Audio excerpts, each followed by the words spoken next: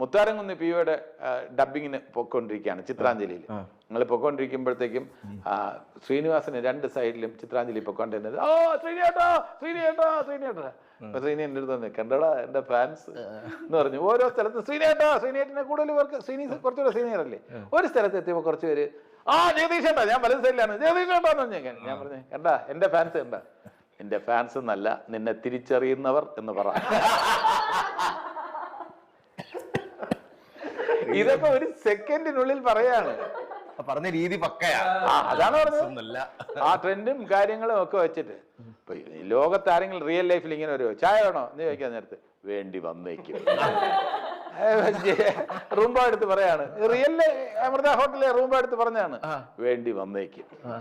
അങ്ങനെയൊക്കെ ഒരു മറുപടി ഒരാള് ഇപ്പൊ VKN പോലെയോ ഒക്കെ ഉള്ള അത്തരത്തിലുള്ള മറുപടി എന്ന് പറഞ്ഞാൽ ശ്രീനിയുടെ മാത്രം നമുക്ക് കിട്ടുന്ന കാര്യങ്ങളാണ്. ഭയങ്കര